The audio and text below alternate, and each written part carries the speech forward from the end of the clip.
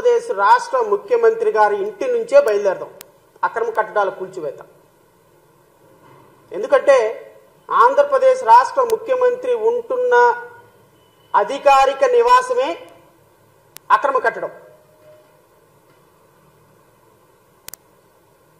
ఈ అక్రమ కట్టడంలో నివసిస్తున్నటువంటి అక్రమ ముఖ్యమంత్రి సక్రమంగా ఏమైనా నిర్ణయం తీసుకుంటాడా అది కొద్ది రోజుల్లో అనేది వేచి చూడాల్సిన సందర్భం. నేను గౌరవ ముఖ్యమంత్రి గారిని, గౌరవ ఉప ముఖ్యమంత్రి గారిని, ఎందుకు ఉప ముఖ్యమంత్రి గారిని ఇక్కడికి తీసుకురావాల్సి వస్తుంది అంటే గౌరవ ఉప ముఖ్యమంత్రి శ్రీ పవన్ కళ్యాణ్ గారు కూడా ఇప్పుడు ఎన్విరాన్మెంటల్ పంచాయతీరాజ్ మినిస్టర్ కాబట్టి ఎకో సిస్టమ్ని పరిరక్షించాల్సినటువంటి బాధ్యత పవన్ కళ్యాణ్కి ఉంది కాబట్టి ఈవెన్ చంద్రబాబు నాయుడు అక్రమ నివాసంలో ఉంటున్న చంద్రబాబు నాయుడిని కూడా తొలగించేసేసి పక్కన పెట్టేసేసి చంద్రబాబు నాయుడు మీద కూడా ఆయన ఇంటి మీద కూడా కోల్చగొట్టగలిగినటువంటి నిర్ణయం తీసుకోగలిగిన అధికారం ఉన్నటువంటి మంత్రి కాబట్టి నేను పవన్ కళ్యాణ్ని అడగాల్సి వస్తుంది. నేను గౌరవ ఉప ముఖ్యమంత్రి గారిని అడుగుతున్నా, మీరు మీ ముఖ్యమంత్రి గారు మీ హెడ్ ఆఫ్ ది ఇన్స్టిట్యూషన్ ఉంటున్న అక్రమ కట్టడాన్ని ఎప్పుడు కోల్చబోతున్నారు? సినిమాల్లో డైలాగులు చెప్పి గబ్బర్ సింగ్ డైలాగులు రాష్ట్రంలో కుదరవు కదా సార్. ఎందుకంటే ఇది ఒక పరిపాలన. మీకంటే అక్కడ ఒక డైరెక్టర్ ఉంటాడు, ఒక సినిమా ఆర్టిస్ట్ ఉంటాడు, డైలాగులు చెప్పేవాళ్ళు ఉంటారు, కో డైరెక్టర్లు ఉంటారు. సార్ ఈ డైలాగును ఒకటికి 10 సార్లు చెప్పేసేయండి సార్, ఒకటికి 10 సార్లు చెప్పేస్తే ఈ డైలాగు ఇది కట్ అంటే షార్ట్ అంటే ఓకే అంటే అయిపోతుంది సార్, ప్యాకప్ అయిపోవచ్చు సార్ అంటే. కానీ ఇది కాదు కదా. మనమేమో సినిమాల్లో చెప్పే డైలాగులేమో పబ్లిక్లో ప్రచారంలో చెప్పాము, పబ్లిక్లో చెప్పే ప్రచారాలేమో ప్రజల దగ్గరకు వచ్చేసరికి నోరు మెదపటంలా. ఎందుకంటే ఇక్కడ స్క్రిప్ట్ రైటర్లు ఎవరు ఉండరు. మీరంటే మొన్నటిదాకా ఎలక్షన్ ప్రచారంలో అంటే సాయంత్రం దాకా ఓ బట్టి పట్టేసేసి 4 డైలాగులు వచ్చేసేసి ఇష్టం వచ్చినట్టు మాట్లాడేసేయచ్చు. బట్ ఇక్కడ అది కాదు కదా. ఒకసారి ప్రెస్ మీట్లో కూర్చున్న తర్వాత పక్కన మినిస్టర్లు లేకపోతే ప్రిన్సిపల్ సెక్రటరీలు కూర్చున్న తర్వాత మనకి ఫోన్ ఫ్రెండ్ ఉండడు, మనకి స్క్రిప్ట్ ఉండదు, మనకు ఓన్గా మాట్లాడాల్సిన పరిస్థితి. సో ఓన్గా రియాక్ట్ అవ్వాల్సిన పరిస్థితి వచ్చింది, ఓన్గా యాక్ట్ చేయాల్సిన పరిస్థితి వస్తుంది, రియాలిటీగా ప్రయత్నం చేయాల్సిన పరిస్థితి వస్తుంది. ఎందుకంటే సినిమాల్లో నువ్వు ఇలా కొట్టగానే పడిపోయినట్టు యాక్షన్ చేస్తాడు. ఇక్కడ అలా కాదు కదా. యాక్షన్ చూపించాలి, నువ్వే కొట్టాలి, నువ్వే నిర్ణయం తీసుకోవాలి, నువ్వే పాట పాడాలి, నువ్వే డైలాగ్ చెప్పాలి, నువ్వే సాంగ్ పాడాలి తప్ప ఫోన్ ఫ్రెండ్ రాడు కదా ఇక్కడ. సో ప్రాక్సీ ఇచ్చి డిప్యూటీ చీఫ్ మినిస్టర్ ఉండడు కదా ఆంధ్రప్రదేశ్ రాష్ట్రంలో. సో డూబులు ఉండవు కదా ఆంధ్రప్రదేశ్ రాష్ట్ర ఉప ముఖ్యమంత్రికి. సో మీరే రియల్ హీరో కాబట్టి మీరు రేపొద్దున గౌరవ ముఖ్యమంత్రి చంద్రబాబు నాయుడు గారి ఏదైతే కట్టడం ఉందో ఈ కట్టడం ఇల్లీగల్ కన్స్ట్రక్షన్ అని నిబంధనలకు విరుద్ధంగా అప్పటి ప్రభుత్వం పర్మిషన్స్ ఇచ్చిందని పంచాయతీరాజ్ నుంచి మీ అందరికీ తెలియాలి. మీకు తెలియలేదో అధికారికంగా ఏమైనా డాక్యుమెంట్లు కావాలంటే నేను డాక్యుమెంట్లు ప్రొవైడ్ చేస్తా, అది అనధికారిక కట్టడం అని.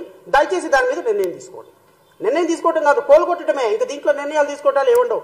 ఎందుకు అంటే ఈ కట్టడాలు అనైతికమైనటువంటి కట్టడాలు అని గత ప్రభుత్వంలో మినిస్టర్గా పనిచేసినటువంటి దేవినేని ఉమా గారు చెప్పినటువంటి వీడియో నేను ఇప్పుడు ప్రెస్కి రిలీజ్ చేయబోతున్నాను. ఇది ఆల్రెడీ పాత వీడియోనే, పెద్దగా అందరికీ చూడాల్సిన అవసరమో చెప్పాల్సిన అవసరమే లేదు. కానీ ఇప్పుడు రిలీజ్ చేయడానికి కారణం ఏంటి అంటే అధికారికంగా మీ ప్రభుత్వంలో ఒక ఇరిగేషన్ మినిస్టరే ఇది అనాధికారిక కట్టడము, ఈ కట్టడాన్ని కోల్చాలి అని చెప్పిన సందర్భంలో, వీళ్ళకి నోటీసులు ఇచ్చామని చెప్పిన సందర్భంలో, లింగమనేని గెస్ట్ హౌస్కి నోటీసులు ఇచ్చామని చెప్పిన సందర్భంలో ఈ నోటీసులు ఒక్కసారి ప్రభుత్వం ఇచ్చిన తర్వాత దాన్ని ఉపసంహరించుకునే అవకాశం లేదు.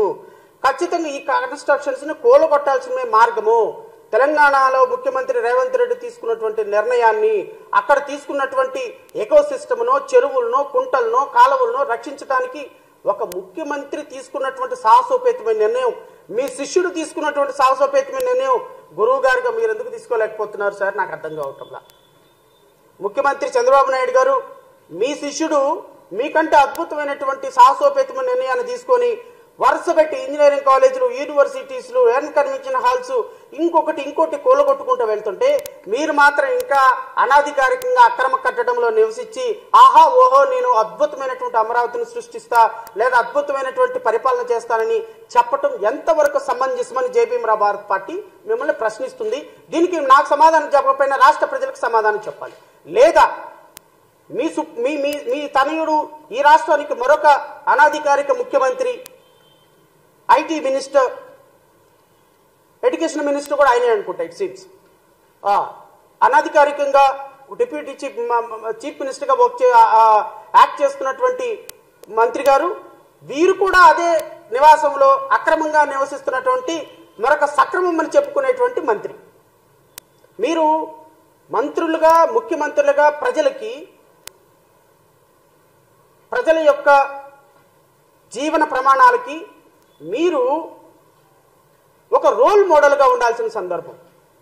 ఒక ముఖ్యమంత్రి గారే అక్రమ కట్టడంలో ఉంటున్నారు, ఒక మంత్రి గారే ఎడ్యుకేషన్ మినిస్టర్ పిల్లలకి అబద్ధాలు ఆడకూడదు, సత్యమునే పలకవలని చెప్పాల్సిన ఒక వ్యవస్థకి ఒక మంత్రిగా ఉన్నటువంటి నారా లోకేష్ అక్రమ కట్టడంలో నివసిస్తూ ఇది సక్రమం కట్టడమే, దీనికి అన్ని పర్మిషన్స్ ఉన్నాయంటే ఎలా ప్రజాస్వామ్యం అవుతుంది సార్? ఇది how we can call it as a democracy?